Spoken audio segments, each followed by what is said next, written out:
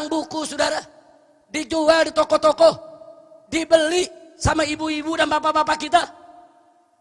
Apa mereka bilang dalam buku mereka saudara? Mereka tulis dalam buku mereka bahwa Asy'ari sesat, menyesatkan, kurang ajar.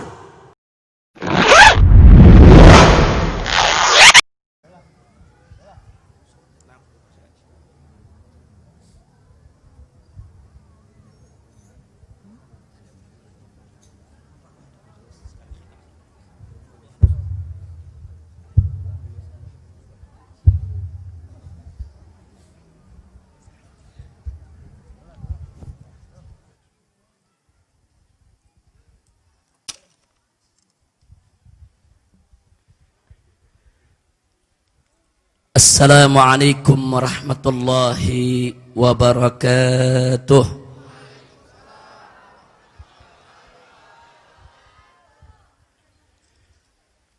Bismillah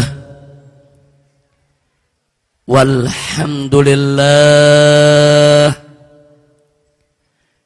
wala hawla wala quwwata illa billah. Ashhadu an la ilaha illallah wahdahu la syarika lah wa ashhadu anna sayyidana Muhammadan abduhu wa rasuluh la nabiyya ba'dah. Allahumma salli wa sallim wa barik ala sayyidina wa habibina wa syafi'ina wa maulana nabiyyina Muhammadin wa ala alihi at-tahirin at-tayyibin wa ashabihi al-ghurril mayamin wa man tabi'ahum bi ihsanin ila yaumiddin. Ibadallah,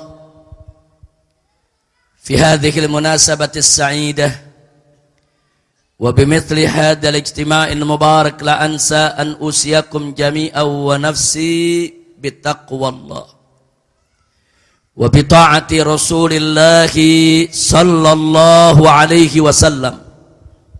فنسأل الله سبحانه وتعالى أن يهدينا إلى صراطه المستقيم ويجعلنا من المتقين ويدخلنا جنته جنة النعيم بحق سيد المرسلين والحمد لله رب العالمين. تقبل الله منا ومنكم فتقبل يا كريم. سيادة الحبائب الشرفاء وسعادة العلماء الفضلاء وجميع الحاضرين الأحباء الأعزاء rahimakumullah.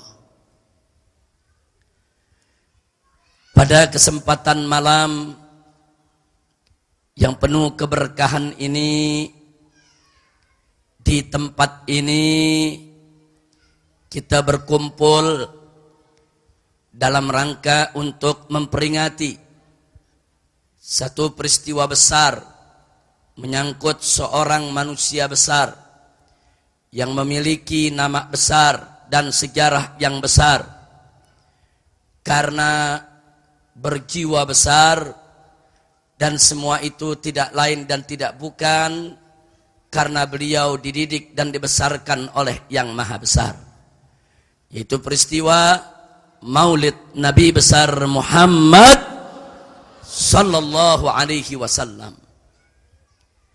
Haibail kiram, kita sama berharap mudah-mudahan pertemuan kita pada kesempatan malam hari ini di Majelis Nurul Fajri yang dipimpin oleh guru kita yang mulia, guru kita yang kita cinta, yang menjadi panutan kita semua, yaitu As-Sayyidul Ustadzul Mubarak Al-Habib Abdurrahman bin Ahmad As-Saggaf hafidhahullahu ta'ala wa ra'ah. Famatanallahu bituli hayatih wa nafa'ana bi'ulumih fid dini wad dunya wal akhirah. Amin ya rabbal alamin. Dan kita doakan semoga majelis Nurul Fajri yang beliau pimpin dijadikan oleh Allah sebagai majlisan thayyiban, majlisan salihan, majlisan mubarakan.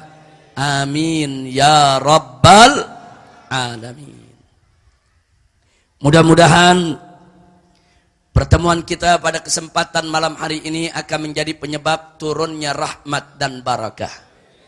Dan semoga tidak kita pulang dari tempat ini kecuali dosa dan kesalahan kita diampuni oleh Allah, dan kesulitan kita semua dimudahkan oleh Allah, segala penyakit kita disembuhkan, dan kita mendapatkan kebahagiaan dari dunia hingga akhirat.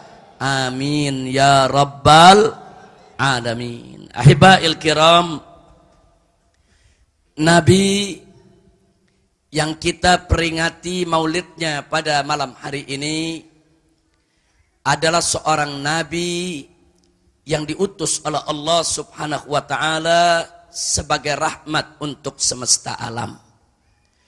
Allah nyatakan dalam Al-Quran, faqala ta'ala wa innaka wa ma arsalnaka illa rahmatal lil alamin. Dan Nabi yang kita peringati maulidnya pada malam hari ini adalah Nabi yang berakhlak sangat mulia, sangat agung.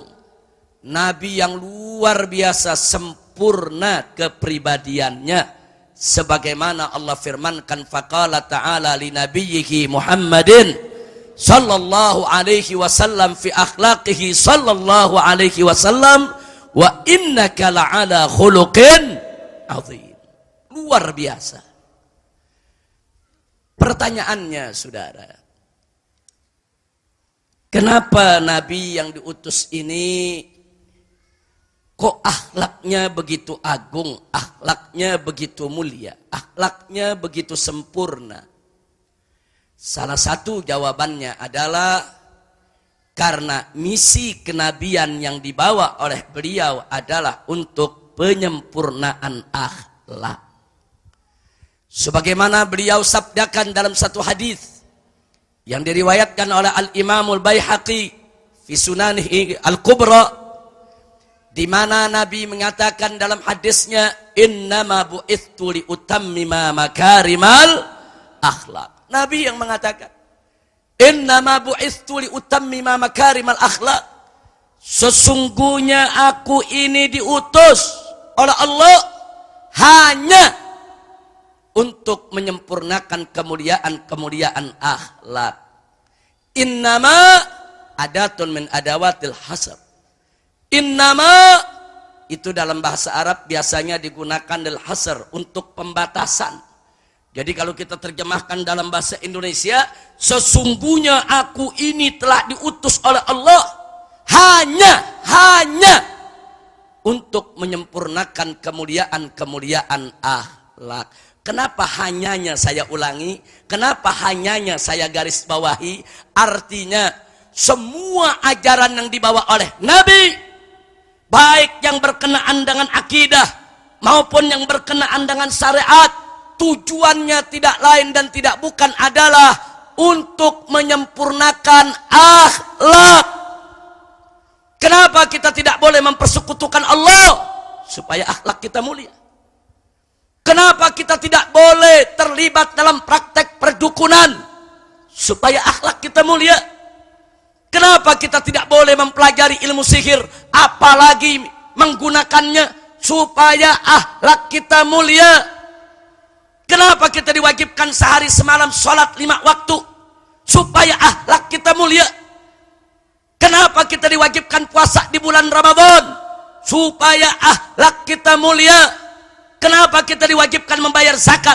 Kenapa diwajibkan menunaikan ibadah haji bagi yang mampu? Kenapa kita diwajibkan dengan aneka ragam kewajiban? Jawabnya, supaya akhlak kita mulia. Kenapa kita tidak boleh berzina, tidak boleh berjudi, tidak boleh menenggak minuman keras, tidak boleh mencuri, tidak boleh korupsi, tidak boleh menjarah, tidak boleh menzalimi, tidak boleh menganiaya? Kenapa saudara? Tidak lain dan tidak bukan supaya akhlak kita mulia.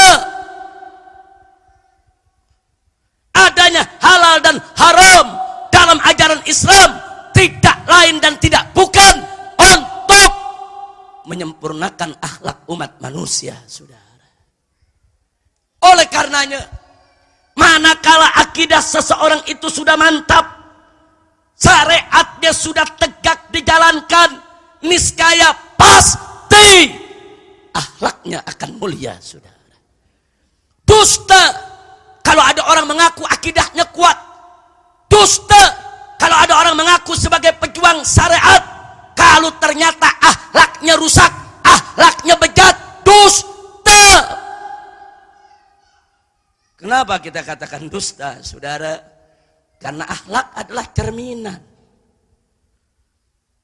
Mana mungkin akidah seseorang itu kuat manakala kita lihat akhlaknya rusak? Mana mungkin dia menjadi seorang pejuang syariat, penegak syariat, manakala akhlaknya bejat? Enggak mungkin, saudara. Makanya suatu ketika mari kita lihat Nabi kita tercinta Sayyiduna Muhammad sallallahu alaihi wasallam ditanya oleh seorang sahabat. Sahabat ini mengabarkan kepada Nabi. Apa katanya? Ya Rasulullah, wahai Rasulullah, inna fulana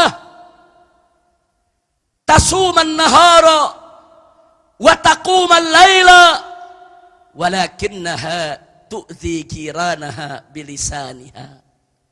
Wahai Rasulullah, ada seorang perempuan rajin puasa di siang hari, rajin bangun malam, sholat di tengah malam hari, luar biasa ibadahnya, sholat malamnya, puasanya. Walakinnaha, akan tetapi perempuan tersebut tu'dzi jiranaha bilisaniha, dia suka mengganggu tetangganya dengan lisannya, saudara. Mulutnya suka mengganggu tetangga, ketus, judes, tetangga dibuat sakit hati, tetangga dibuat tidak nyaman, tetangga dibuat tidak aman dari gangguan lisannya, saudara. Lalu apa jawab Nabi? Nabi mengatakan la khaira fiha, perempuan tersebut la khaira fiha, tidak ada kebaikan dalam dirinya. Masya Allah, saudara, dia sholat, bukan hanya sholat fardu yang 5, sholat malamnya rajin.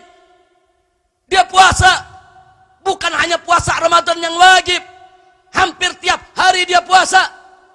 Tapi sholat dan puasa aja tadi, saudara, tidak mengantarkan dia kepada akhlak yang baik, tidak membentuk akhlaknya, tidak menyempurnakan akhlaknya, tidak memuliakan akhlaknya.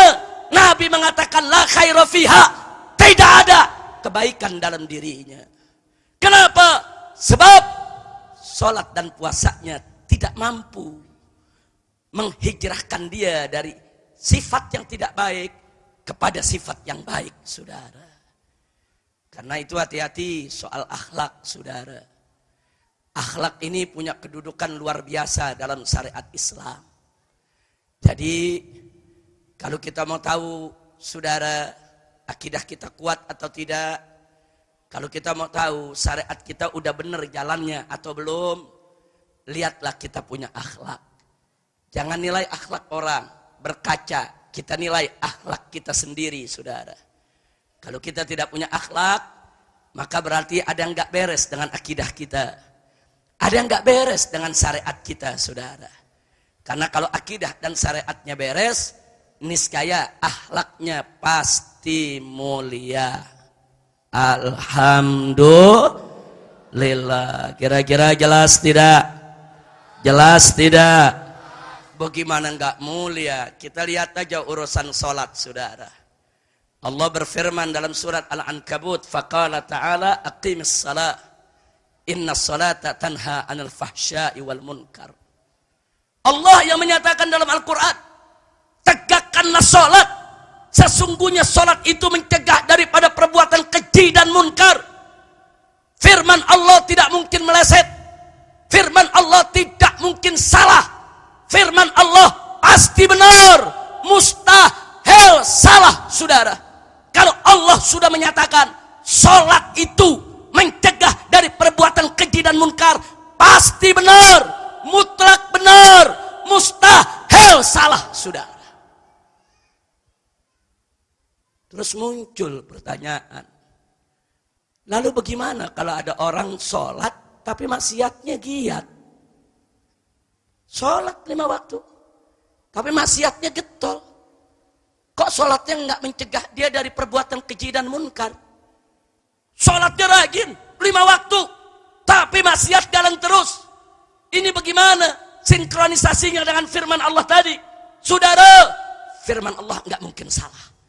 Firman Allah pasti benar, mutlak benar, mustahil salah.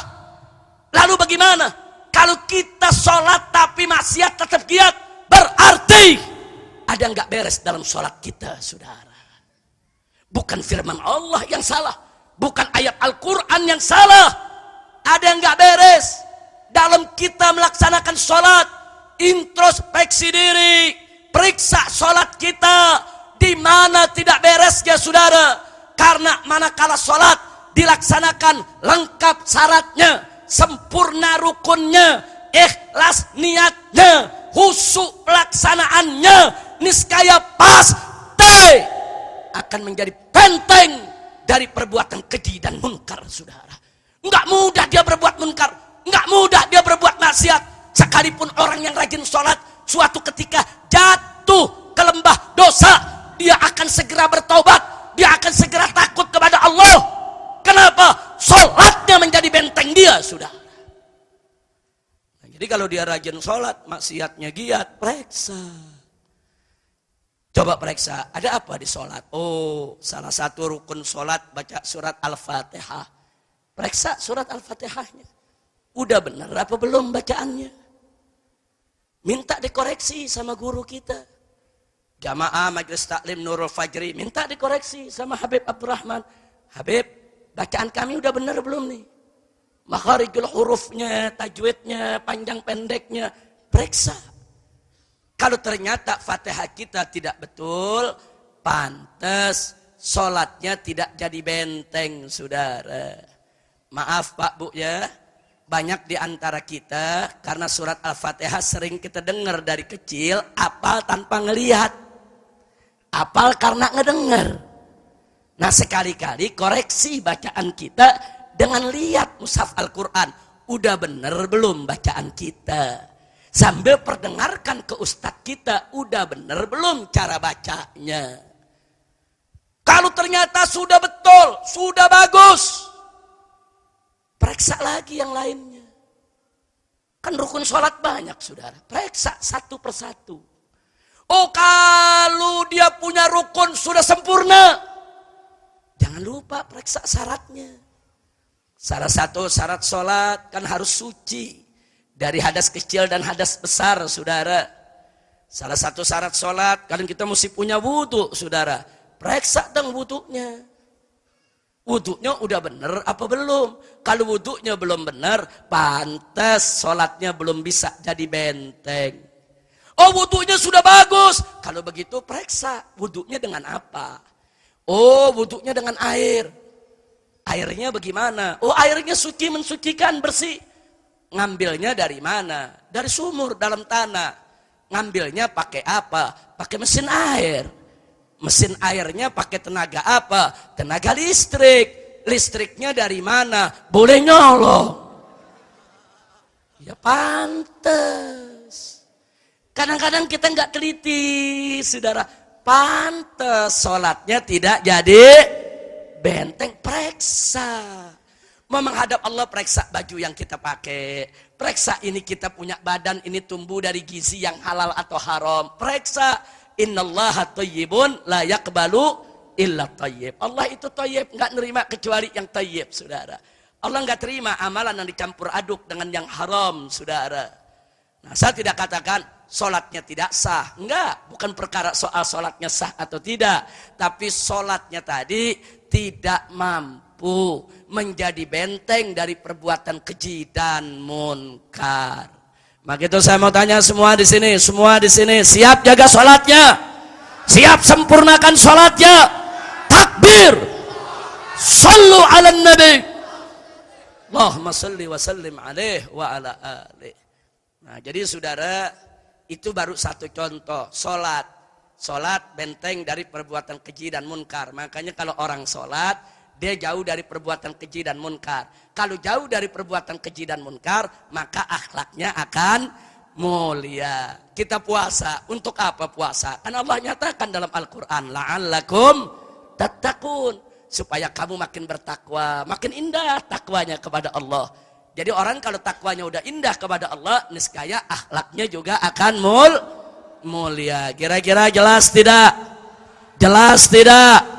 Jelas tidak? Siap jaga akhlak? Betul?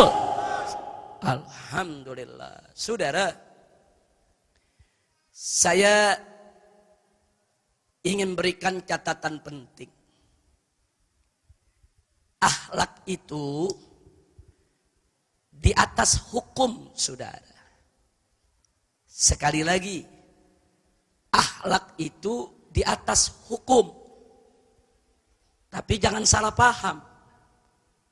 Bukan berarti hukum harus ditinggal untuk menyempurnakan akhlak. Pura-pura menyempurnakan akhlak, dia tidak menegakkan hukum. Mustahil.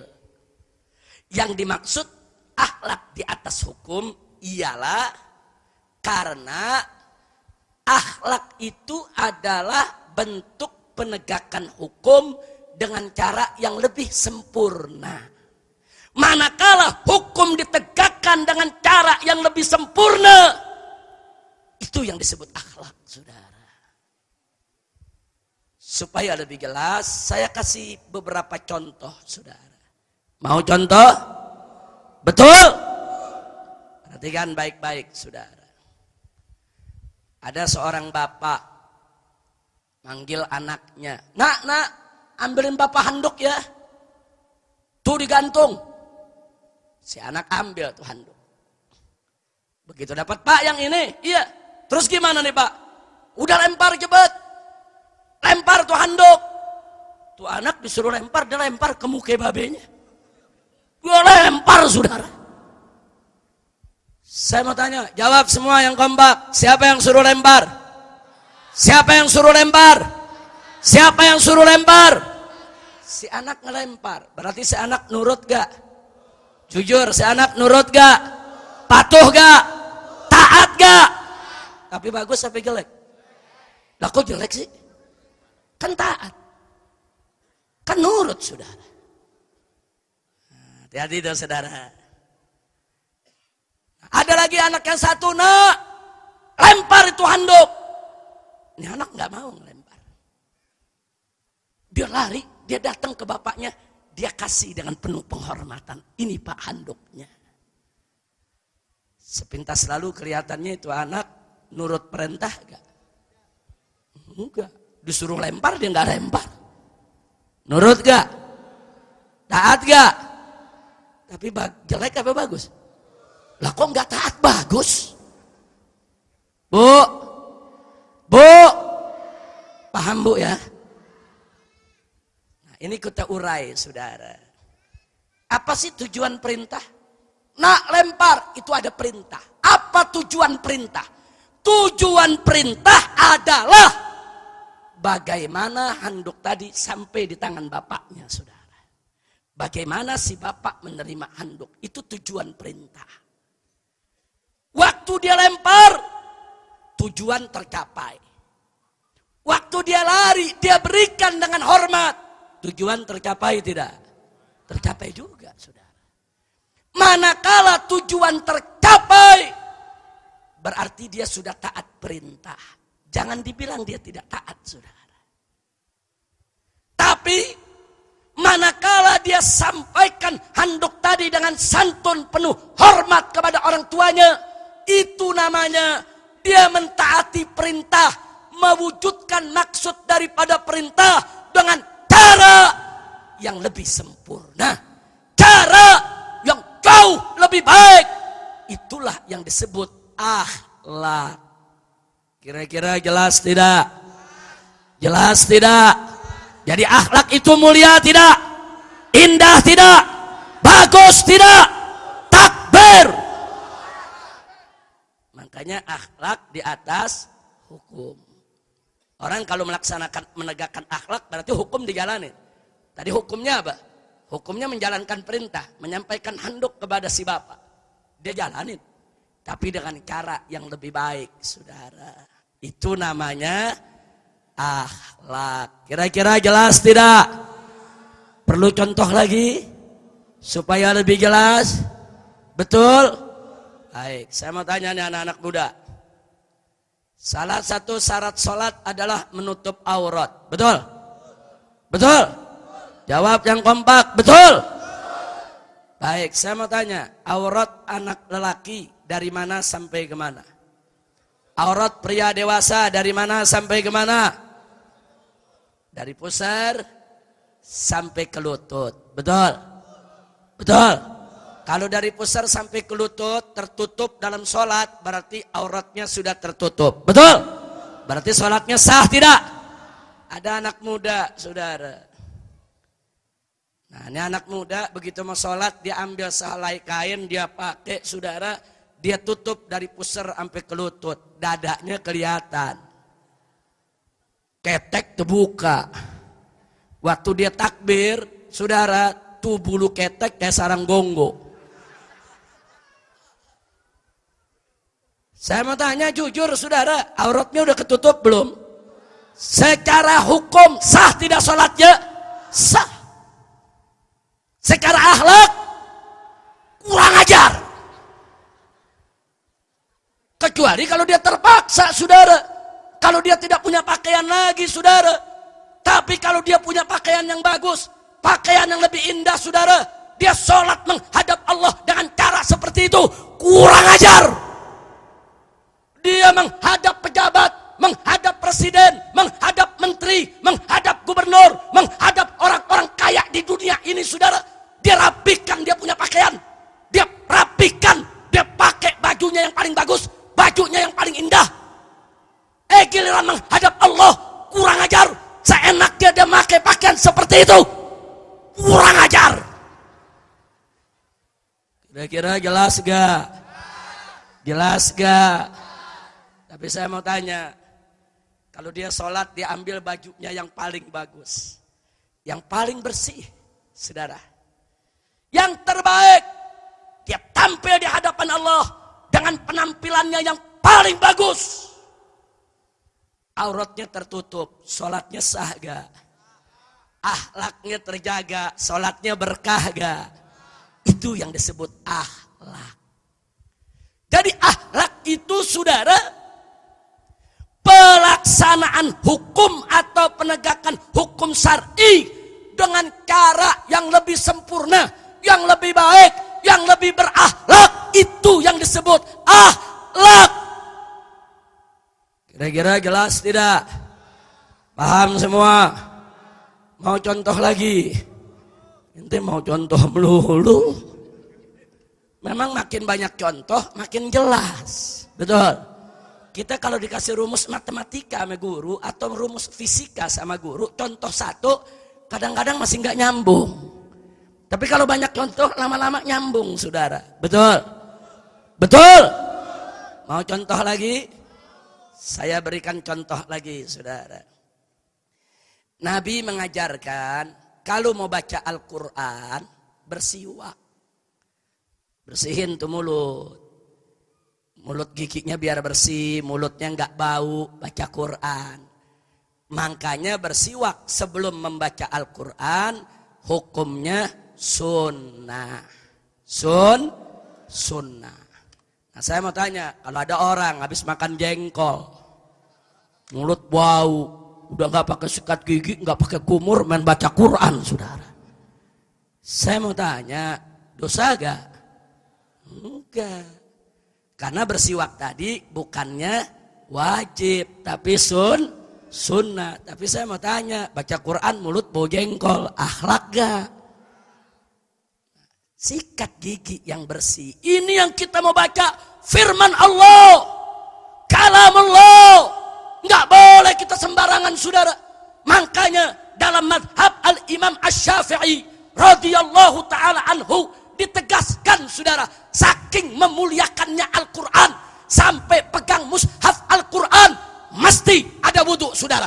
Sampai orang yang hadas kecil, saudara, apalagi hadas besar, nggak boleh memegang mushaf Al-Quran yang hadas besar, dan tidak boleh membaca ayat suci Al-Quran. Kenapa? Saking mulianya Al-Quran. Terlepas dari perbedaan pendapat antar mazhab, saudara. Terlepas dari perbedaan, masing-masing punya dalil. Tapi kalau bicara akhlak, memang mesti begitu baca Al-Quran. Baca Al-Quran, ambil wudhu dulu, bersihkan diri kita. Saudara, setelah itu bersihkan juga mulut kita dari bau-bau yang tidak sedap. Duduk yang rapi menghadap kiblat. Dan mushaf letakkan di tempat yang lebih tinggi dari dengkul kita, saudara. Jangan anak-anak muda sekarang, saya lihat saudara sebagian ada bikin pengajian tafsir Al-Quran, Al-Qurannya dia taruh di bawah dengkulnya. Akhlak di mana? Akhlak, saudara, duduk bersilah, di depannya di atas karpet ditaruh Al-Quran, dengkulnya lebih tinggi dari Al-Quran, kurang ajar. Saudara, ini Al-Quran, isinya adalah kalam Allah, firman Allah yang maha suci, maha agung, berakhlak. Jadi nggak boleh sembarangan, saudara. Kira-kira jelas tidak? Jadi saya nggak memasuk ke perbedaan pendapatnya, enggak. Saya memasuk ke akhlaknya. Walaupun Anda punya keyakinan, nggak punya wudhu, nggak apa-apa megang mushaf Al-Quran. Tapi alangkah baiknya kalau Anda tetap menghormati mushaf Al-Quran, ambil wudhu dulu sebelum menyentuhnya. Akhlak, ambil aja pelajaran. Sampai mulut bau aja, Nabi nggak kasih baca Quran, jangan dulu. Bersihin dulu mulutnya. Bagaimana kalau badan kotor? Bagaimana kalau badan junub, ngepet, belum mandi, mau megang mushaf? Jangan, saudara. Yang bersih, yang akhlak, saudara. Ini Al-Quranul Karim. Kira-kira jelas tidak? Jelas tidak? Jadi kalau anda baca Al-Quran, saudara, siap bersuci, siap membersihkan mulut, takbir. Kira-kira jelas gak? Mau contoh lagi? Oh, bisa sampai subuh nih. Nggak apa-apa sampai subuh. Betul.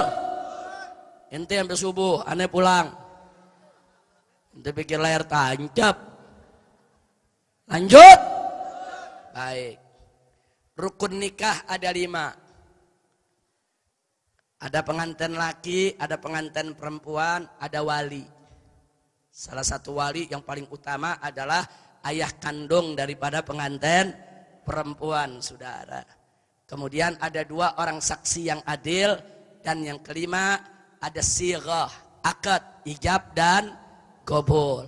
Saya mau tanya, ada anak muda umur 17 tahun jatuh cinta sama seorang wanita, dilamar, dikawinkan, lengkap rukunnya, saudara. Mahar dia bayar semua, syarat dia penuhi, saudara. Lengkap rukun yang 5, udah dinikahin. Ada walinya, ada pengantinnya, ada saudara saksi-saksinya, bahkan ada penghulu, saudara. Saya tanya, nikahnya sah gak? Secara hukum sah gak? Sah gak? Tapi ada problem, si anak muda nggak ngelapor sama babenya. Bapak sama ibunya nggak tahu dia kawin, saudara. Bukan bapak ibu yang perempuan, bapak ibu dia. Dia merasa dia anak muda, lelaki. Karena, saudara, yang namanya ibunya si lelaki, pengantin laki, bapaknya pengantin laki, bukan syarat nikah, bukan rukun nikah. Nikahnya tetap sah, sudah sah. Secara hukum sah, tapi secara akhlak kurang ajar. Lo bagaimana nggak kurang ajar, saudara? Hati-hati, anak muda, kau coba-coba menikah tanpa pengetahuan ayahmu dan ibumu. Ya, nikahmu memang sah, tapi hati-hati. Kalau ibumu tersinggung, bapakmu tersinggung, mereka kecewa, mereka sakit hati, mereka marah, kau bisa durhaka kepada orang tua. Uququl walidain, dosa besar. perkawinan walaupun sah, kalau dosa besar, enggak berkah saudara. Oh, anak muda menjawab, Habib, ini urusan perkawinan adalah urusan pribadi saya. Siapa bilang urusan pribadimu?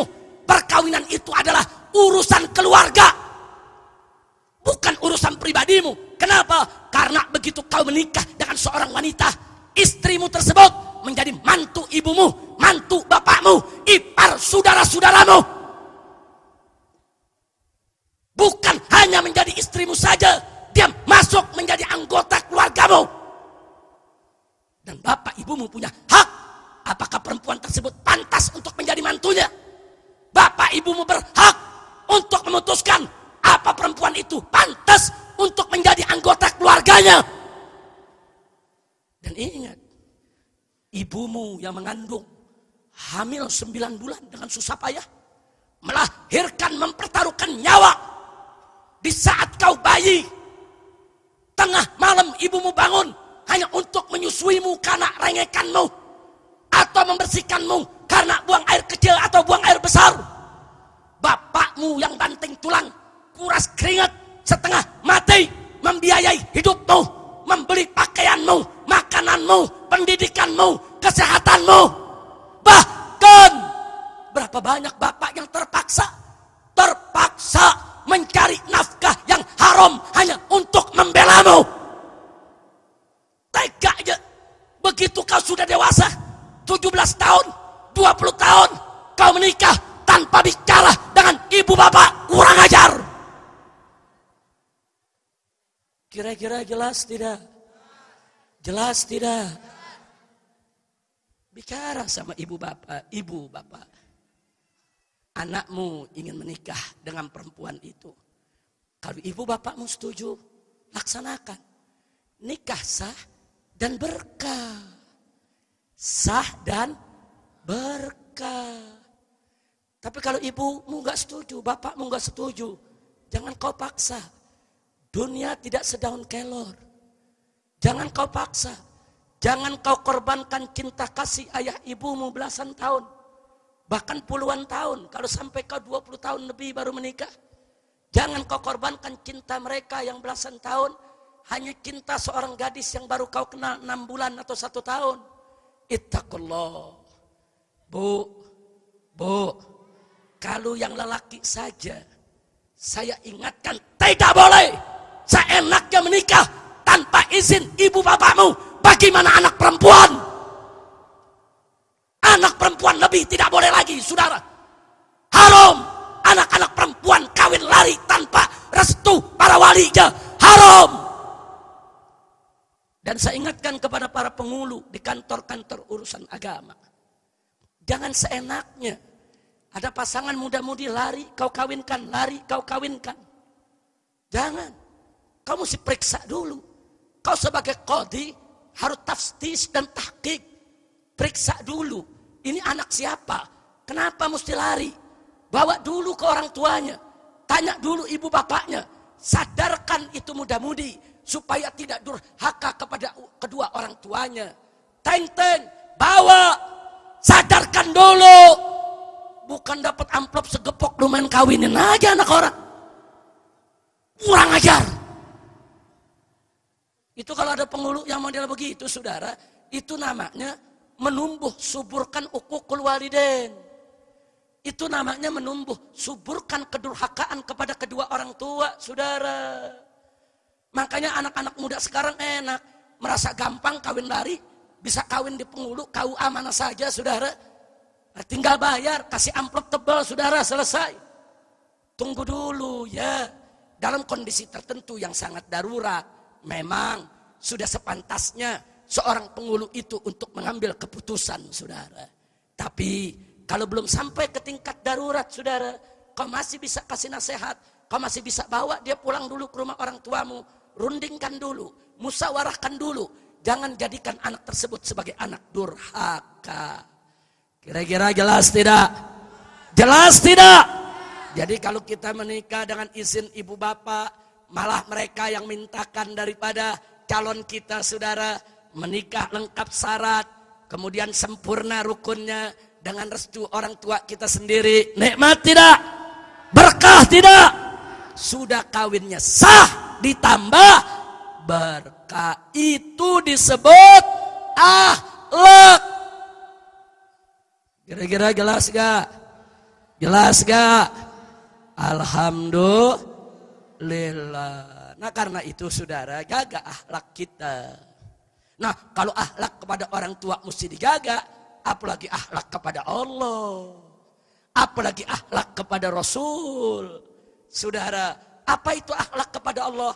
Laksanakan segala perintahnya, tinggalkan segala larangannya, semata-mata hanya untuk mengharap ridhonya.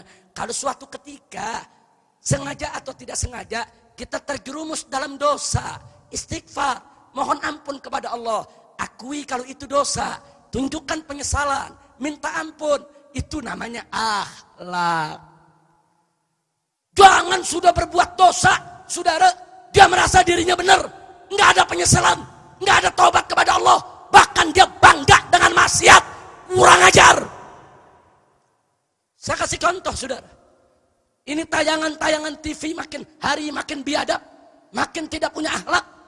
Coba Anda lihat, saudara, berapa banyak artis di TV yang bangga kalau mereka kumpul kebo. Saya mau tanya, kumpul kebo itu halal atau haram? Halal atau haram? Itu dosanya kecil atau besar? Dia bangga. Dia kumpul kebo, dia bangga. Saya kumpul kebo sama bintang film yang goblok. Ada gak yang begitu? Ada gak yang begitu? Malah diunjukin anaknya. Ini dia nih, anak hasil kumpul kebo. Dia tunjuk anak hasil zinahnya, perbuatan haram jajahnya, saudara. Tidak punya akhlak, adimul akhlak.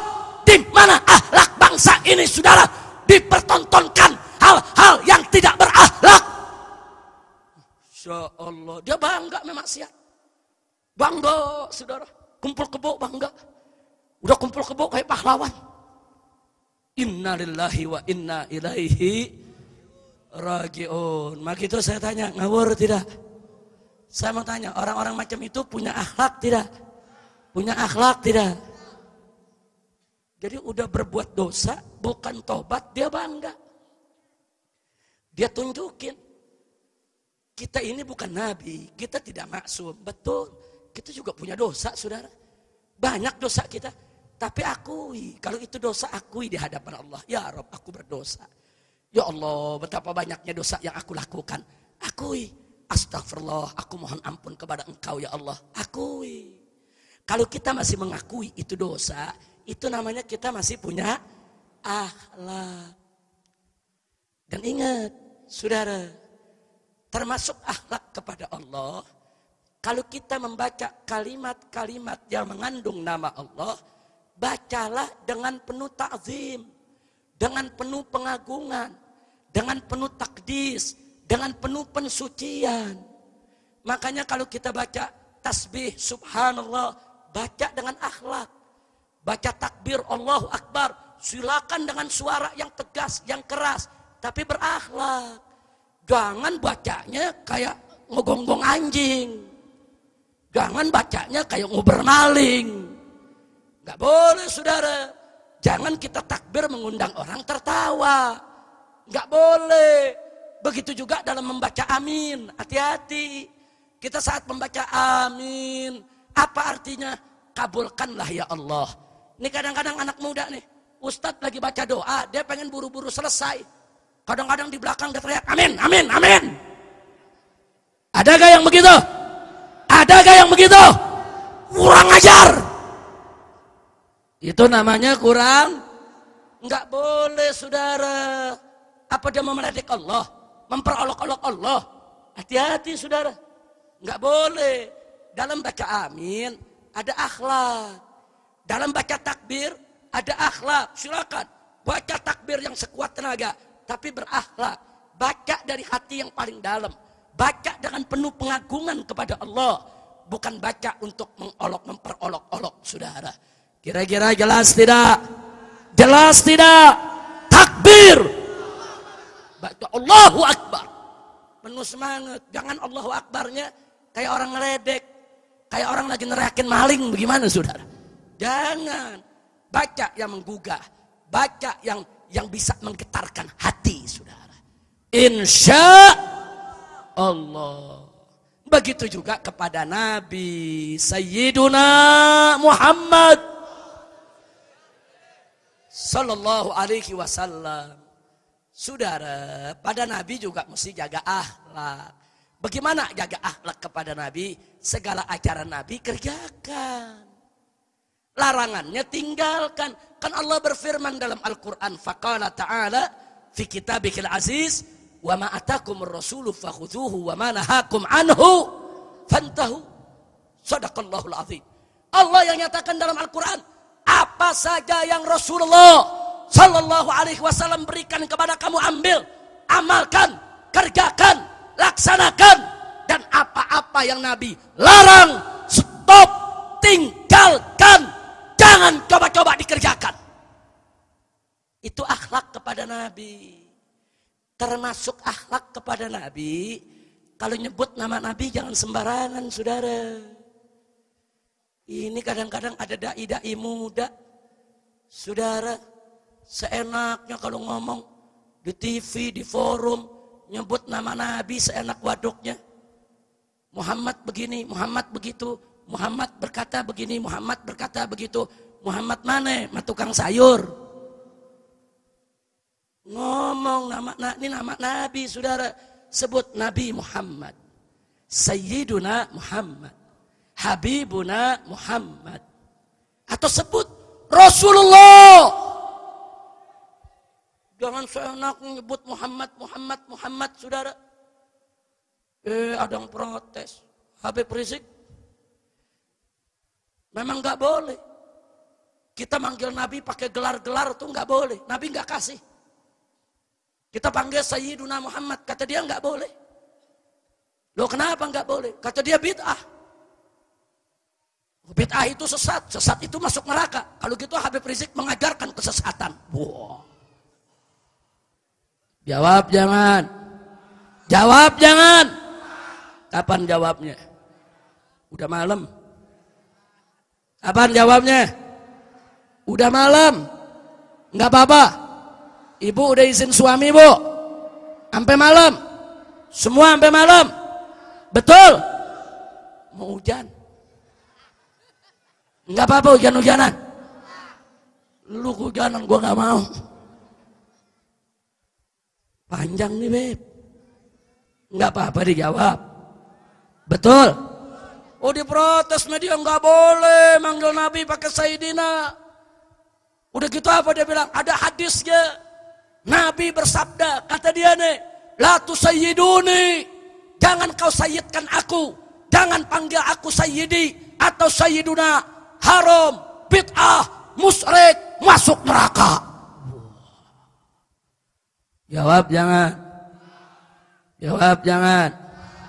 Saudara, ini yang ngomong begini lucu. Dia anti bid'ah tapi hadisnya palsu.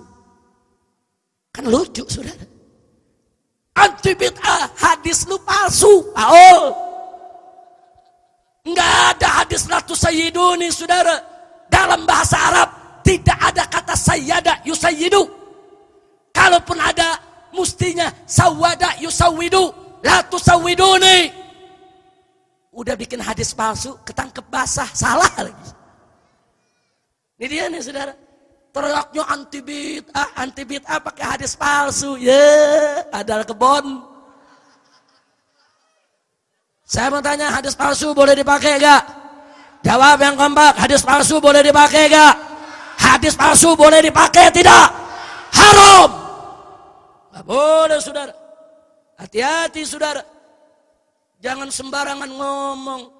Udah anti bid'ah pakai hadis palsu. Lu pakai hadis palsu biangnya bid'ah. Tahu?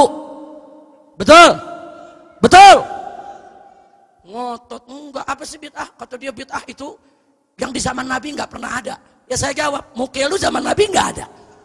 Berarti lu muke bid'ah dong.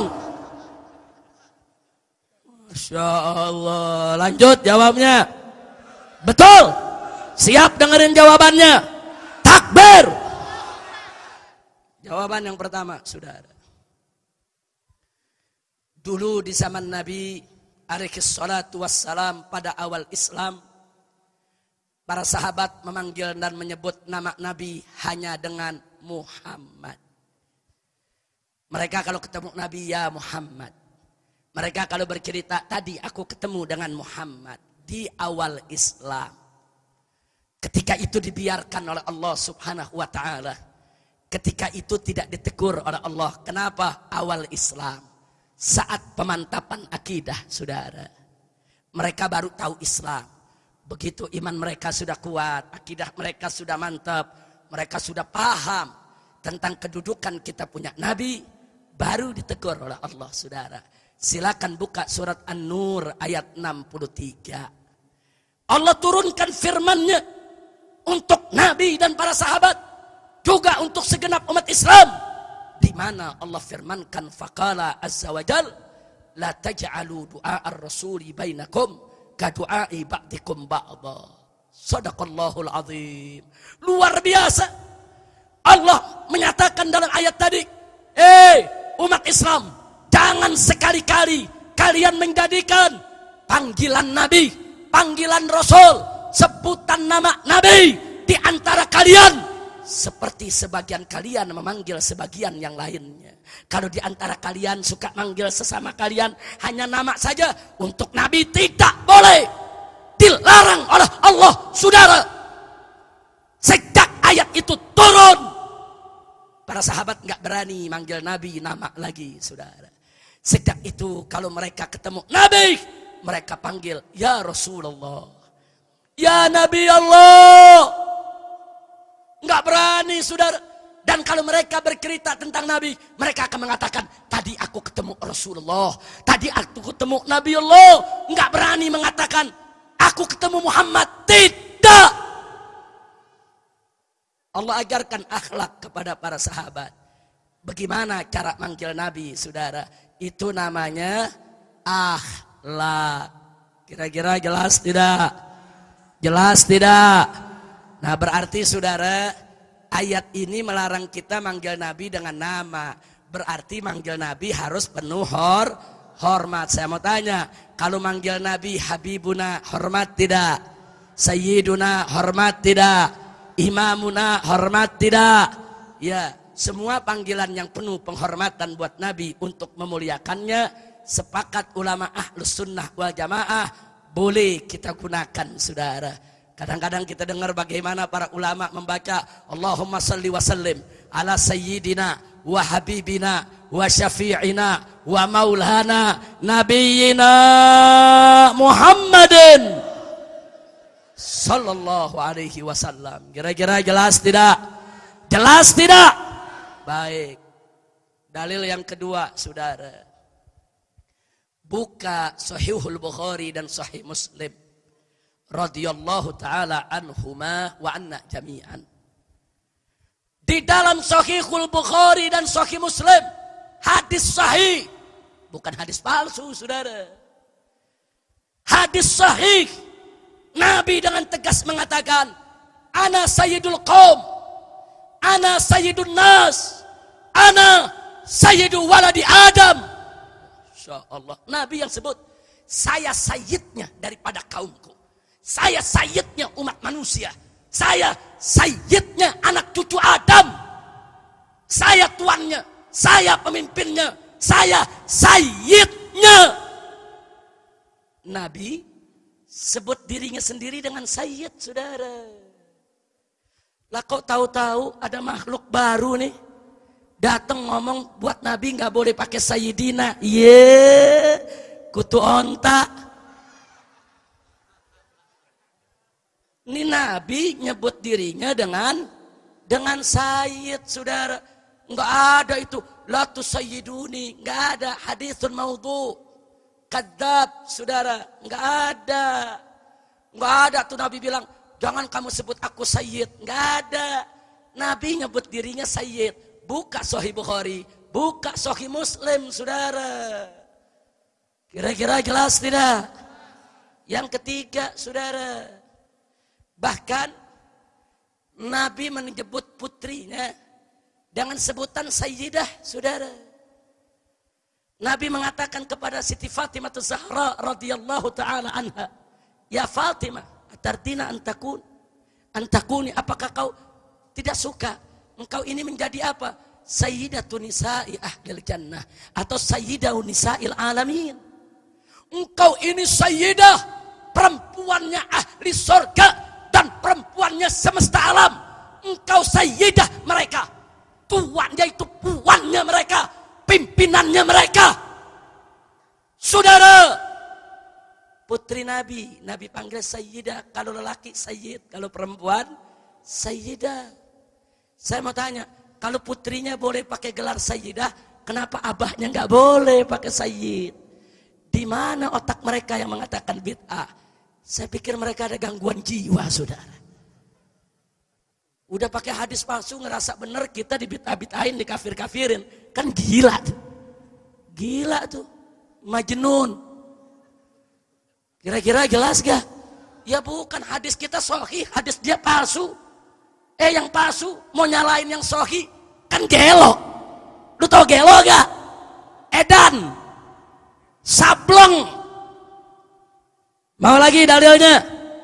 Udah 3 tuh. Yang keempat, saudara, cucu Nabi Sayyidina Hasan wal Husain radhiyallahu taala anhuma, depan sahabat Nabi katakan, Al Hasan wal Husain sayyidah syababi ahlil jannah. Hasan dan Husain adalah 2 sayyid, pemimpin pemuda surga. Nabi yang sebut cucunya sayyid. Malah pernah beliau gendong putranya Al Hasan masih bayi, beliau katakan, "Inna ibni hadza sayyidun." Cucuku ini seorang sayyid. Cucunya boleh disebut sayyid, kakeknya boleh gak? Apalagi mimbabil aula, kira-kira jelas gak? Yang kelima, Sayyiduna Abu Bakar Siddiq wa Sayyidina Umar ibn Khattab radhiyallahu taala anhuma. Apa kata Nabi? Silakan buka Musnad Imam Ahmad, silakan buka Sunan Ibn Majah, silakan buka kitab-kitab ahli sunnah wal jamaah. Nabi yang mengatakan, Abu Bakar wa Umar sayyidah kuhuli ahlil jannah, sayyidnya para orang tua di sorga. Masya Allah. Hasan Husain pemimpin pemudanya, Abu Bakar Umar pemimpin orang tuanya, saudara. Nabi sebut sayyid Abu Bakar dan Umar. Berarti saya mau tanya, kalau cucunya boleh disebut sayyid, sahabatnya boleh disebut sayyid, anaknya boleh disebut sayyid, kalau gitu Nabi boleh tidak? Boleh tidak? Yang keenam, saudara, begitu Nabi sedang duduk di majelis, ada seorang pimpinan Ansor namanya Sa'ad ibn Ubadah radhiyallahu taala anhu. Dia berdiri, dia mau ingin mengatakan sesuatu kepada Nabi. Kemudian apa, saudara? Nabi katakan kepada yang hadir, kata Nabi, "Isma'u ila ma yaqulu sayyidukum." Hadirin, dengarkan baik-baik apa yang dikatakan oleh sayyid kalian. Sa'ad ibn Ubadah dipanggil sayyid sama Nabi, saudara. Yang ketujuh, Nabi sedang kumpul dengan para sahabat Ansor, datang Sa'ad ibn Mu'az radhiyallahu taala anhu. Apa kata Nabi? Qumu ila sayyidikum. Ansor, bangun, berdiri kalian, sambut kalian punya sayyid. Nabi sebut sahabat-sahabatnya dengan sayyid. Nabi akhlaknya mulia, padahal Nabi paling mulia, saudara. Tapi tetap beliau memuliakan para sahabat. Beliau enggak merendahkan sahabat, beliau enggak melecehkan sahabat. Beliau panggil sahabatnya dengan sayyid, saudara. Saya tanya, kalau begitu Nabi kita berakhlak tidak? Mulia tidak? Sallu ala Nabi. Alhamdulillah. Kira-kira jelas gak? Yang ke-8, buka Bukhari Muslim, saudara. Kali ini ada yang menarik. Sayyidina Umar ibn Khattab radhiyallahu taala anhu berhadapan dengan Sayyidina Abu Bakar. Faqala Umar li Abi Bakrin. Sayyidina Umar berkata kepada Sayyidina Abu Bakar radhiyallahu taala anhuma. Apa kata Sayyidina Umar? Anta sayyiduna. Hei Abu Bakar, anta sayyiduna. Engkau adalah sayyiduna, sayyidnya kami, tuannya kami, pemimpinnya kami. Sayyidina Umar nggak ragu, manggil Sayyiduna kepada Abu Bakar. Yang ke-9, ada lebih menarik. Bilal disebut Sayyiduna sama Sayyidina Umar, saudara. Apa kata Sayyidina Umar? A'taqa Sayyiduna Abu Bakrin Sayyidana. Al-murad bi Sayyidana Ats-Tsani Bilalan. Saudara, apa kata Sayyidina Umar? A'taqa Sayyiduna, yaitu Sayyid kami, pemimpin kami telah memerdekakan Sayyidana, Sayyid kami yang lainnya. Maksudnya Bilal. Dulu Bilal dimerdekakan oleh Sayyiduna Abu Bakrin. Bilal mantan budak berkulit hitam, saudara. Bukan pejabat, bukan orang yang punya kekuasaan tinggi. Tetap disebut dengan penuh mulia oleh Sayyidina Umar dengan sebutan Sayyiduna Bilal, saudara. Sallu ala Nabi. Berarti saya mau tanya, berarti akhlak para sahabat tinggi tidak? Mulia tidak? Takbir. Sallu ala Nabi. Allahumma salli wa sallim alaihi. Udah berapa dalil kita sampein? 1 ayat Quran. Yang 8 hadis sahih. Ada makhluk pakai hadis palsu. Kira-kira menang yang mana? Ayo, mau ikut hadis palsu apa sahih? Mau ikut hadis palsu apa Quran? Kalau begitu yang mereka yang mengatakan gak boleh pakai Sayyiduna, ngawur tidak? Ngawur tidak? Mana orangnya? Enaknya udah salah pakai hadis palsu, pakai nyala-nyalain habaib. Habaib salah tuh, kiai-kiai salah tuh, ngajarin umat kesesatan, pala lu bomenyan. Ini kadang-kadang nih orang jenggot selembar, udah sok tahu dianggap ilmunya banyak. Jenggot selembar, bikin celana kekurangan bahan. Pakai ngafir-ngafirin ahlus sunnah. Ngawur tidak? Ngawur tidak? Makanya sekarang saya tanya, setelah ada jawaban begini saudara, berarti boleh gak manggil Nabi Sayyiduna Muhammad? Bukan hanya Nabi, para sahabat pun kita panggil Sayyiduna Abu Bakar Siddiq, Sayyiduna Umar ibn Khattab, Sayyiduna Utsman ibn Affan, Sayyiduna Ali ibn Abi Thalib radhiyallahu ta'ala anhum ajma'in. Kira-kira jelas gak? Jadi jangan ragu-ragu saudara. Jangan ragu-ragu. Nah cuman ingat, kalau baru belajar jangan sok berdebat. Oh, ini kadang-kadang jamaahku udah dapat 9 dalil nih. Besok nih gua mau ajak berdebat dia nih. Begitu dia berdebat saudara, lusanya dia berubah, nggak mau pakai Sayyidina. Loh kok begitu? Nah orang goblok berdebat. Kita kalau ilmu belum menguasain, belum matang, belum mantap, jangan sok berdebat. Kira-kira jelas gak? Jelas gak? Makanya saya mau titip pesen nih. Ini jamaah semua nih, Nurul Fajri. Jangan ngaji ke majelis yang bukan ahlus sunnah wal jamaah. Saya nggak suruh Anda ganggu mereka, jangan ganggu mereka. Tapi jangan hadir. Nanti Anda jadi rancu, pemahamannya jadi bercampur aduk. Nanti Anda bingung sendiri. Jangan, kadang-kadang jamaah dikasih tahu so pinter. Habib, Anda mau ikut majelisnya Wahabi nih. Nah terus, ya pokoknya kalau macam-macam saya berdebat. Dia berdebat, besoknya dia jadi Wahabi. Nah orang goblok berdebat. Ada lagi yang satu, Habib saya mau hadir nih di majelisnya Syiah nih. Nah terus mau ngapain di sana? Ya pokoknya kalau ada Syiah yang caci maki Abu Bakar Umar, saya pentil aja, saya ngamuk. Ya udah dia berangkat, besok dia yang maki-maki Abu Bakar sama Umar. Kenapa? Nah orang goblok. Makanya kalau orang nggak punya ilmu, nggak usah berdebat, jangan sok berdebat, belajar. Fas'alu ahla dzikri in kuntum la ta'lamun. Tanyakan saja kepada ulama yang ngerti. Kalau kita tidak tahu, di Nurul Fajri ada Habib Abdurrahman yang mengajar. Enggak paham, tanya sama Habib Abdurrahman. Enggak ngerti, tanya kepada Habib Abdurrahman, saudara. Jangan sok iktihad sendiri, ngasih fatwa sendiri, sok berdebat sendiri. Akhirnya jadi rancuh daripada pemahaman kita. Betul? Maka itu saya mau tanya, siap jaga ahlus sunnah wal jamaah? Betul?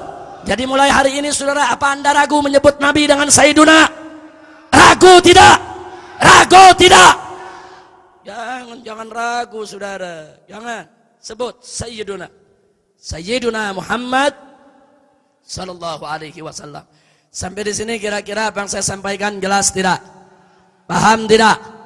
Nah, kemudian saudara, saya mau menyampaikan sekedar nasihat. Saya agak risih, prihatin dan khawatir, saudara. Di mana-mana negeri umat Islam ini diadu. Perang di mana-mana. Sunni dengan Sunni, Syiah dengan Syiah, Syiah dengan Sunni, Wahabi dengan Sunni, Wahabi dengan Syiah, Wahabi dengan Wahabi. Di mana-mana. Saudara, ratusan ribu orang sudah meninggal dunia. Jutaan peluru sudah diletuskan.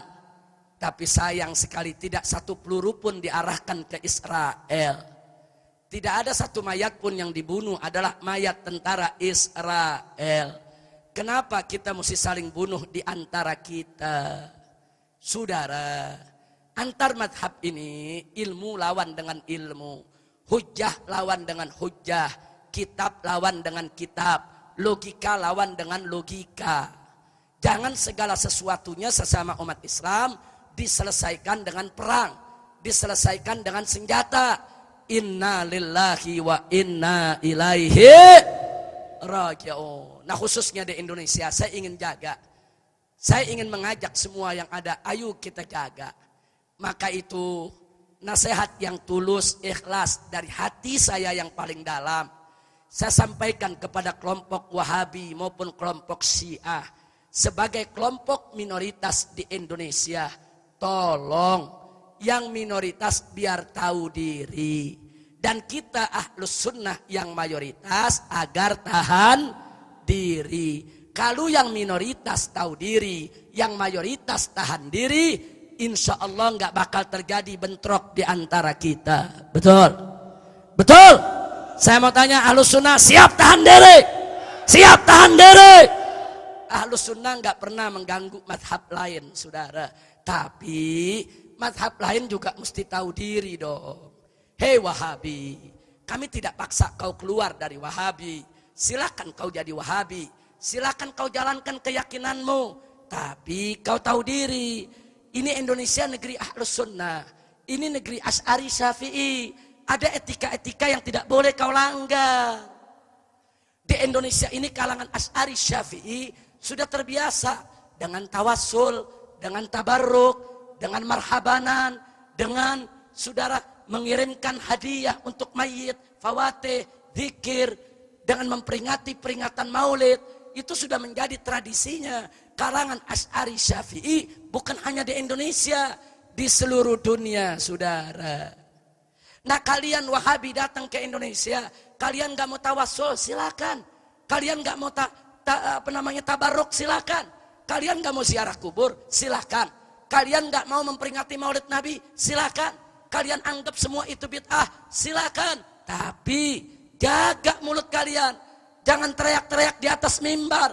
Jangan seenaknya bikin tulisan, disebarkan di mana-mana. Yang melakukan tawassul bid'ah, yang tabaruk bid'ah, yang ziarah kubur musyrik, yang memperingati maulid lebih berbahaya daripada Yahudi dan Nasrani. Mereka semua sesat. Lebih bahaya daripada orang kafir. Dagingnya, darahnya lebih halal ditumpahkan daripada orang Yahudi maupun Nasrani. Kurang ajar, biadab. Otakmu pakai. Ini negeri Ahlus Sunnah. Masya Allah. Sekarang lebih kurang ajar lagi nih saudara. Kita dari kecil di kalangan Asy'ariyah Syafi'iyah diajarkan oleh orang-orang tua kita, nak, ibu bapak Nabi itu ahlul fatrah. La yuhasab wa la yu'adzab. Tidak dihisab, tidak disiksa. Nanti masuk surga bersama Nabi. Dari kecil kita diajarin sama kiai kita, sama guru kita, sama muallim kita. Karena itu adalah akidah Asy'ariyah, saudara. Sebagaimana disebutkan oleh Al-Imam Suyuti di dalam kitab Masalikul Hunafa. Silakan baca, saudara, lengkap dalilnya. Datang nih makhluk baru yang namanya Wahabi. Saudara, teriak di atas mimbar, teriak di televisi dan radio mereka, saudara-saudara, ibu bapak Nabi kafir, musyrik, masuk neraka, kurang ajar. Akhlakmu di mana? Oh, mereka bilang kami punya dalil. Dalil kami lebih kuat daripada kau punya dalil. Andai kata pun kau ngotot dengan kau punya dalil, kau mesti berakhlak, menghargai mayoritas yang ada di sini. Dia nggak hargain kita, saudara. Dia teriak seenak-enaknya. Lebih kurang ajarnya lagi. Mereka ngarang buku, saudara, dijual di toko-toko, dibeli sama ibu-ibu dan bapak-bapak kita. Apa mereka bilang dalam buku mereka, saudara? Mereka tulis dalam buku mereka bahwa Asy'ari sesat, menyesatkan, kurang ajar. Ini dia, saudara. Silakan. Ada buku-buku yang dikarang, saudara, oleh mereka, saudara, menyesatkan Asy'ariyah. Kalangan Asy'ariyah mereka katakan sesat, menyesatkan, menentang Allah, masuk neraka, kurang ajar. Di tengah-tengah kita mereka berani mengkafirkan kita semua, saudara. Kalau Asy'ariyah dikafirkan, berarti NU semua kafir, FPI semua kafir, Habaib itu yang Ahlus Sunnah semua kafir, saudara. Muallim Betawi, saudara, yang majalisnya majalis Sunniyah itu semua kafir, saudara.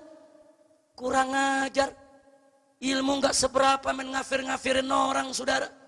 Ya, selama beberapa tahun ini, saudara, kami diam. Kami biarkan mereka, kami ajak mereka dialog, kami rangkul. Ya, ada Wahabi-Wahabi yang moderat, Wahabi-Wahabi yang cukup bagus, Wahabi-Wahabi yang mau diajak dialog, yang tidak mudah mengkafirkan orang. Dengan mereka, kami bisa duduk dialog, saudara. Tapi ada Wahabi-Wahabi yang ekstrim. Seenaknya dia kafirkan ibu bapak Nabi. Dia kafirkan kaum Asy'ari semua, saudara. Ini negeri Ahlus Sunnah. Saya mau tanya yang hadir, saudara. Kalau kita dari kecil diajarkan cinta sama keluarga Nabi, betul? Betul? Termasuk ibu dan bapak Nabi, betul?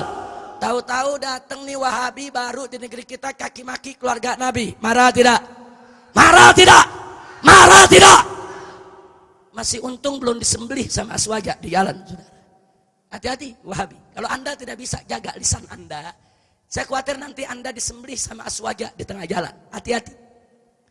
Jangan Anda pikir kalau Aswaja diam, Aswaja takut. Bukan takut. Kami cinta damai. Kami tidak mau ada keributan. Tapi kalian mesti tahu diri. Jadi warga yang baik. Jangan caci maki orang. Ahlus Sunnah tidak pernah caci maki mereka. Betul? Betul? Nah, begitu saya mau tanya, siap jaga Ahlus Sunnah? Jawab yang kompak, siap jaga Ahlus Sunnah? Siap bela Ahlus Sunnah? Takbir! Begitu juga Syiah, saudara.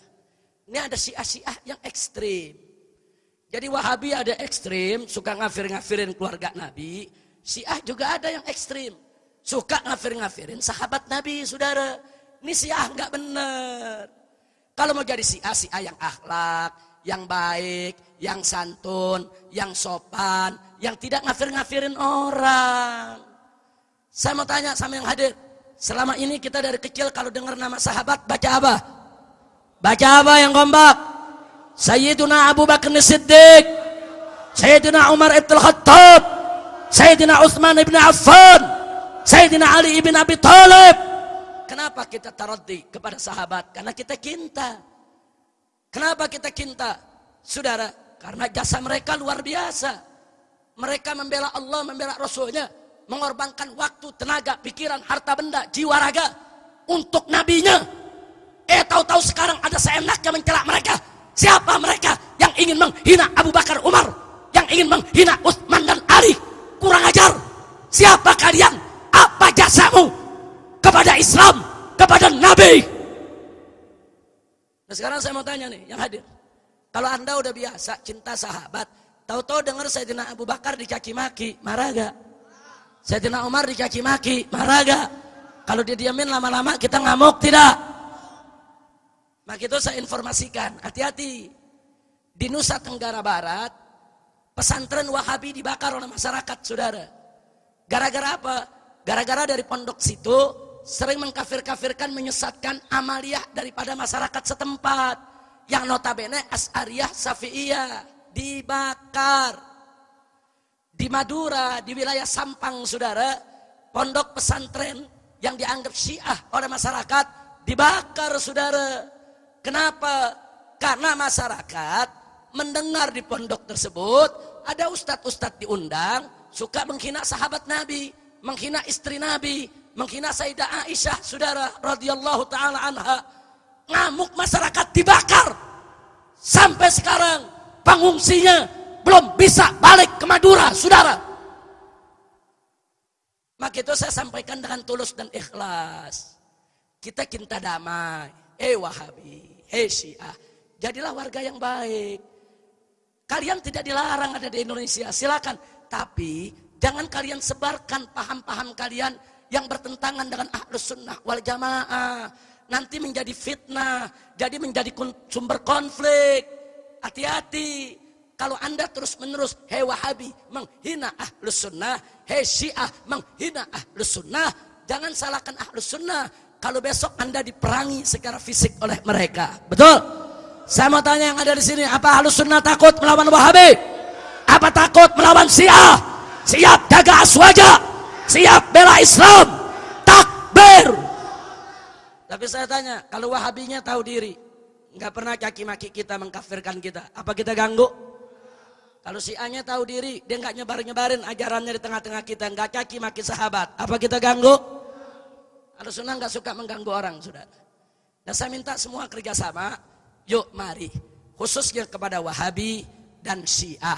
Dan sebagai informasi, saudara, bahwa sejak beberapa tahun yang lalu, kami dari Front Pembela Islam sudah mengusulkan kepada pemerintah untuk dibuat undang-undang anti misionaris madhab.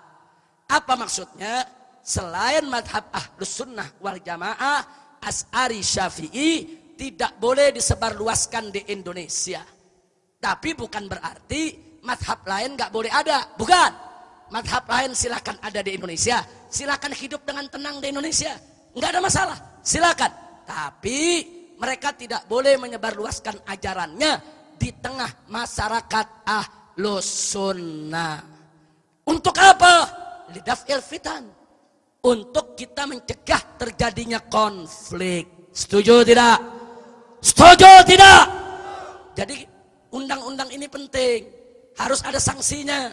Oh, kalau ada yang di luar Ahlus Sunnah mencaci maki Ahlus Sunnah di atas mimbar, kita nggak usah marah. Tangkap, adili, jebloskan ke penjara, saudara. Itu kalau ada undang-undang. Oh, ada mencaci maki sahabat, kita nggak usah ngamuk. Tangkap, adili, jebloskan ke penjara, saudara. Penjara nggak usah lama-lama, 5 tahun, 10 tahun, atau hampir lindung bebulu. Setuju? Setuju? Maksudnya sampai dia tobat, saudara. Jangan lagi mencaci maki Ahlus Sunnah wal Jamaah. Kira-kira setuju tidak? Sebelum saya akhiri, setuju tidak? Takbir. Nah, kenapa ini kami ajukan ke pemerintah? Sebab kalau pemerintah tidak buat undang-undangnya, nanti masyarakat awam aswaja bikin undang-undang sendiri. Pokoknya caci maki sahabat gua sembelih, mau bilang apa? Pokoknya caci maki ibu bapak Nabi gua sembelih, mau bilang apa? Pokoknya yang mengatakan maulid itu bid'ah, gua sembelih, mau bilang apa, saudara? Ini Ahlus Sunnah udah ngebelenak, saudara. Dikit-dikit dikafirin, dikit-dikit dikafirin. Mentang-mentang kita diam, dianggap kita takut. Tidak, saudara. Maka itu saya ingatkan, ini negeri Ahlus Sunnah wal Jamaah. Tolong Wahabi dan Syiah tahu diri, saudara. Jangan bikin panas umat Islam. Apalagi liberal, saudara, yang suka menghina Allah, menghina agama, menghina Al-Quran. Hati-hati, hati-hati. Kau tidak hentikan hinaanmu kepada agama, jangan salahkan umat Islam. Kalau besok kau disembelih oleh umat Islam dimanapun kau berada, umat Islam gak takut untuk bela Allah. Betul? Siap bela Allah, siap bela Rasul, siap bela Islam, siap mati sakit di jalan Allah. Takbir, takbir, takbir. Allahu Akbar. Sallu ala Nabi.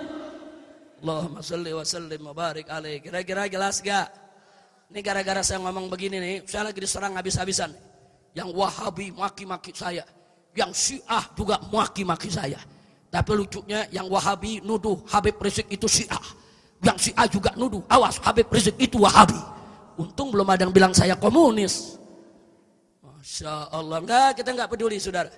Kita jaga akidah Ahlus Sunnah wal Jamaah, Ahlus Sunnah muhayyid, yang paling netral.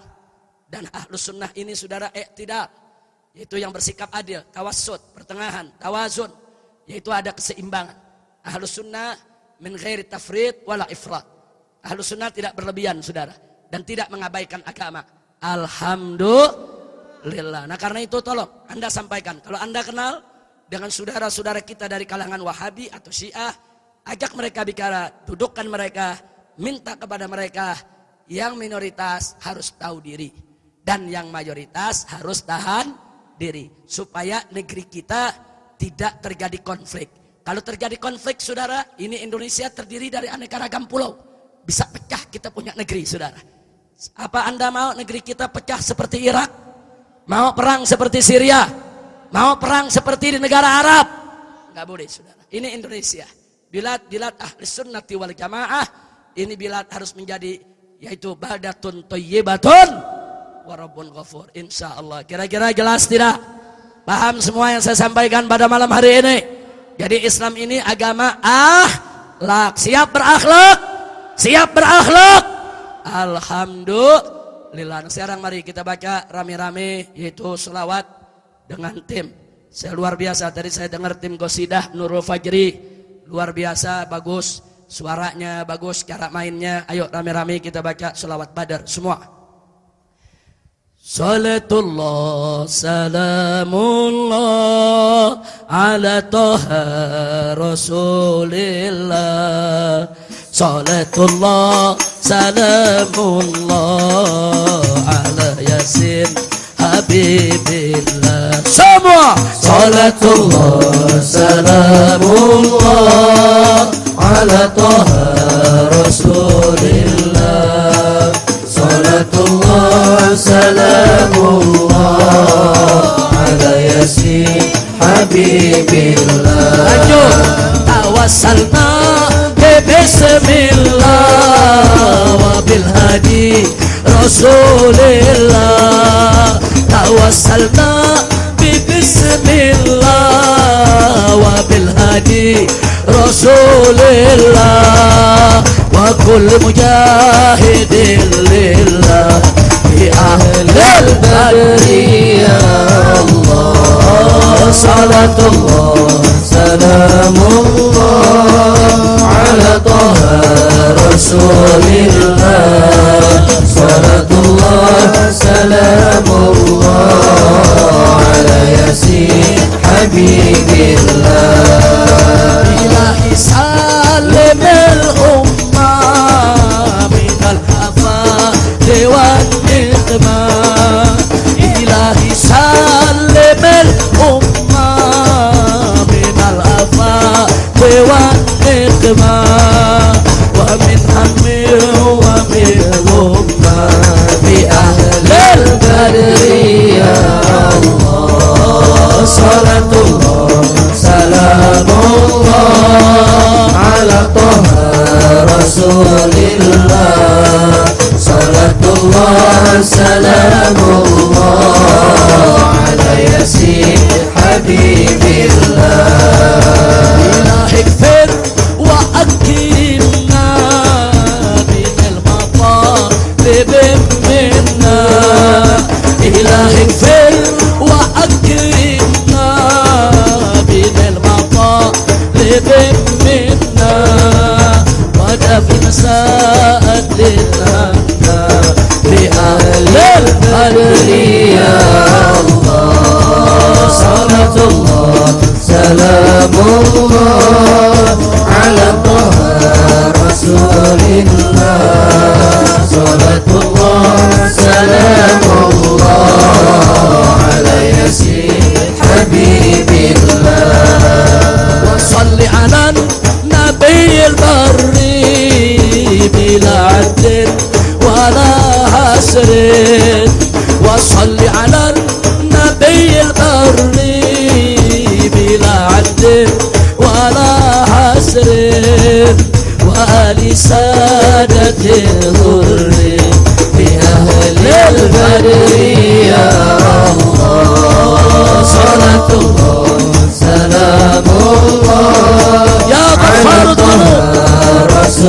ويا ستار العيوب ويا مفرج القلوب ويا مقلب القلوب إلهنا صلاة الله سلام الله على طه واستر عيوبنا وفرج كروبنا وكفر كروب العالمين حبيبي إلهنا صلاة الله سلام الله على طه رسول الله صلاة الله سلام الله على ياسين حبيبي صلاة الله سلام الله على طه رسول الله صلاة الله سلام الله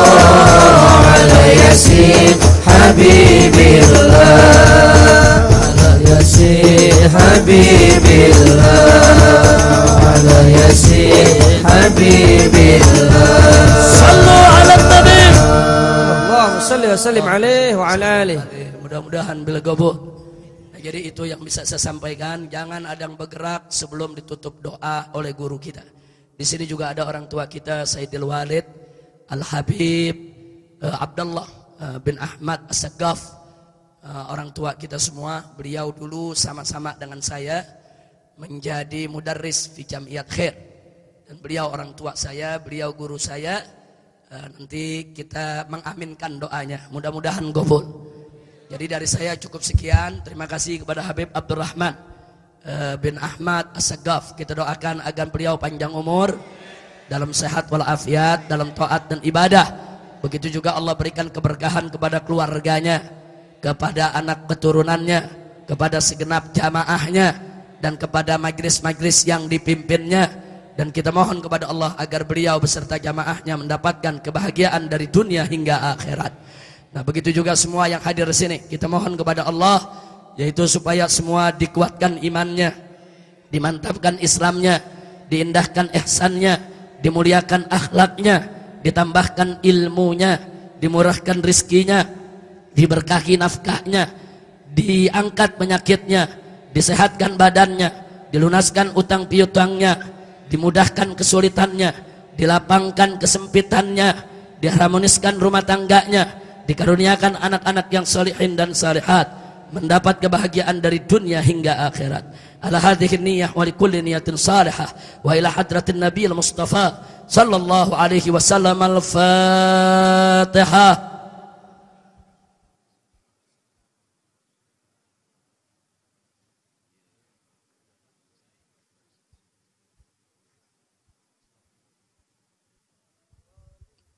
Taqabbalallahu minna wa minkum fataqabbal ya karim bil qabul. Sekali lagi terima kasih kepada para habaib semua, para kiai, para ustadz, begitu juga tamu kita. Ini At-Taifil Karim min Hadramaut min Trib, As-Sayyid Murtada bin Abu Bakar bin Tahir, hafizahullahu taala wa ra'ah, famatallahu bituli hayatih wa nafa'ana bi ulumi fid dini wad dunya wal akhirah. Amin ya rabbal alamin. Tadi beliau sudah menyampaikan mau'izahnya luar biasa, singkat, padat, ringkas, jelas, penuh hikmah dan manfaat. Dan tolong apa yang telah beliau sampaikan tadi juga apa yang saya sampaikan semuanya bisa diambil manfaatnya. Itu saja yang bisa saya sampaikan. Hadani Allah wa iyyakum ila siratihil mustaqim. Wassalamualaikum warahmatullahi wabarakatuh.